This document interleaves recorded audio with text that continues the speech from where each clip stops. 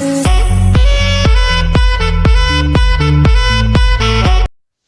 leader of the M1Y Cattle Breeders Association of Nigeria, MAGBAN, has been shot dead.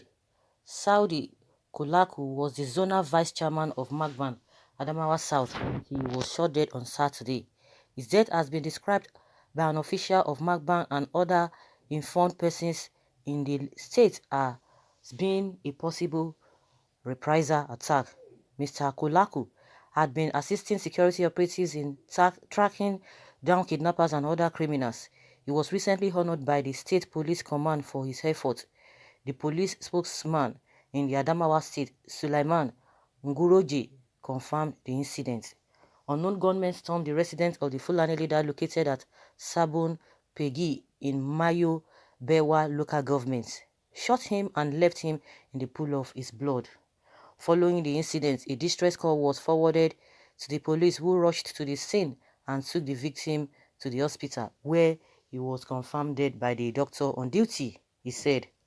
Mr. Nguroje, the Deputy Superintendent of Police, said the Adamawa State Police Commissioner has dispatched officials of the Homicide Department to investigate the murder. Indeed, police received the death of the slain man with shock because of his invaluable contribution towards fighting crime and criminality, especially his gallantry in the fights against kidnappers. The command has launched manhunt for the fleeing culprits, and God's willing, they will be tracked down and brought to justice, he said.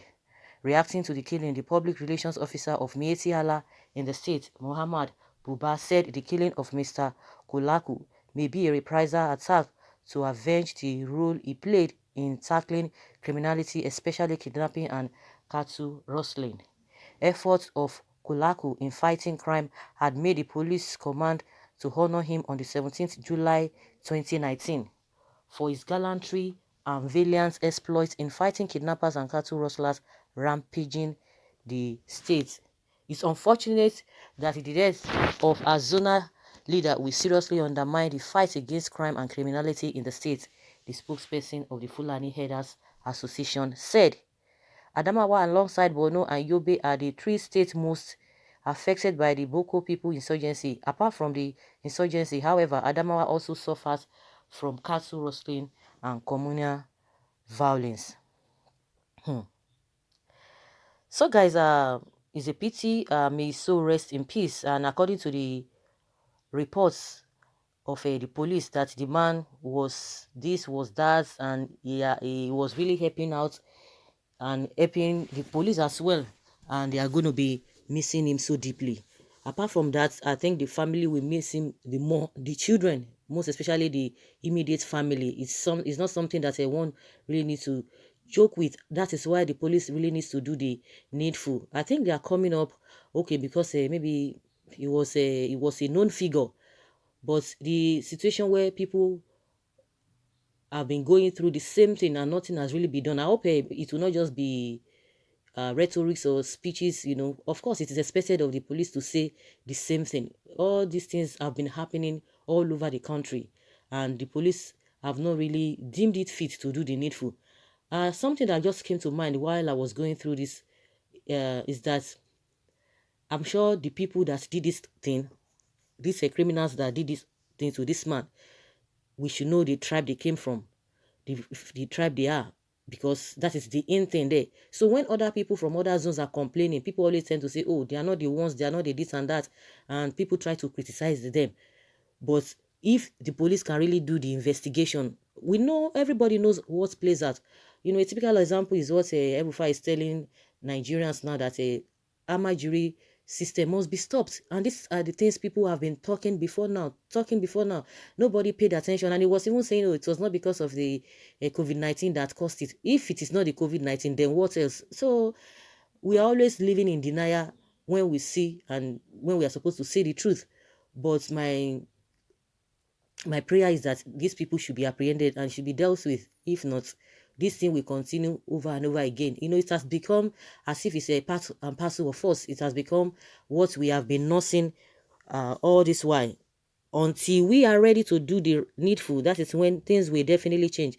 If not, if we continue living in denial, if we continue playing politics, if we continue saying all manner of things that do not really that will not encourage or that will not help people to do the right thing, or that will not help people or help us as a country or as a people to be out of this whole problem, it will just continue and continue. Someone is saying here, congratulations. Why? Good riddance to such a putrefying order.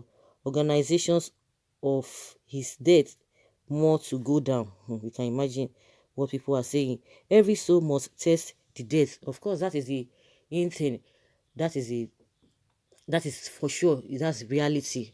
So I think the police should just stop playing lip service and telling us what is not, so that things can just uh, go normal. Because if we continue like this, so trying to say things that people will want to hear, people will like to hear, just because we can't, we are afraid of some people at the top over there. Since we continue to deteriorate, since we continue to deteriorate, a situation whereby even a typical example was what happened in Casina, a man that insulted the president, and at the end of the day, the man was interviewed. Why did you insult the president? Why did you abuse the president? Of course, nothing happens without any reason. The man said this and this and that, and it's as a result of this, the same thing that has just happened. That means the man is even losing in three ways. He's an ex-convict, of course, for the fact that he's that's his age. He's now an ex-convict because he paid fines. Secondly, he lost his source of livelihood because he said his cattle or cows were taken or were destroyed or were killed. And again, his family members, his relation, whether brother or whatever, that's why I said he lost in three ways. So how do we justify that? And like I said, so that it won't be as if the police, the security men are just playing lip service. Immediately they arrested the man, they charged him to court. But the reason why he did what he did by insulting the president and the governor of that state, nobody said anything about it. Nobody talked about it. But the main thing that is really important to the security and police people is just that, they cannot fold their arms and somebody will insulting president just to insult. But you can sit down. The same question will be asking, and everybody has been saying the same thing. But you can sit down, you can fold your arms and let people's life be taken on a daily basis. They will tell you, police is your friend, police is this, police is that. We are here to help you, give us information. Now you've gotten that information, what are you going to do to that man? Because we've not heard anything that the police is going to be doing that. But the only thing we heard is them charging the man to court, telling us they arrested him. And that is what they are going to be dwelling in. You can imagine such a thing, such a country that we live in. It's unfortunate. It's unfortunate that this whole thing is affecting everybody. But the most important thing is that this COVID-19 that has come, it does not know tribe, does not know anybody, whosoever you are, no matter how highly placed you are. It doesn't know anybody, and it's the one that is dealing with everybody, irrespective of your tribe. So whether this one will be able to teach a lot of people, most especially, not a lot of people, of course, at individual levels, most especially the leaders, those who call themselves leaders, if it's going to make them to have a rethink to do the needful. But it's just like some people who already have a reprobate heart, whose their hearts are really hardened. No matter what will happen, they will still want to find a way to do some things. So it's a pity that this kind of a thing still happened to this man, but how are they going to make sure that this thing will not repeat itself? The president's wife said it one time, that if nothing is being done, that this whole thing will continue and will continue and nothing will happen. She said that close to 2 years now, if not more than a year. Of course, it's more than a year. She said is that if nothing is being done, that we are going to be experiencing this. And it has, like I said, it has become part and parcel of us. It has become what is it called? It has become what we know. It has become what we see as a normal thing. If you hear something of such, people just say, okay, it has happened again. No worries. Okay, it's okay. Life moves on. And they will forget that person. But the immediate family will be the ones nursing the pain. They will be the ones mourning. So what do we do? What do we do? What do we do? The government that is up there, who are supposed to do the right thing, the ones who are supposed to do the right thing, they keep quiet. They say that is their style. They don't talk to anybody. They will just write for them, and the president will just come and read what they have told him. I don't know, because the whole thing is baffling. They will tell you that is his style.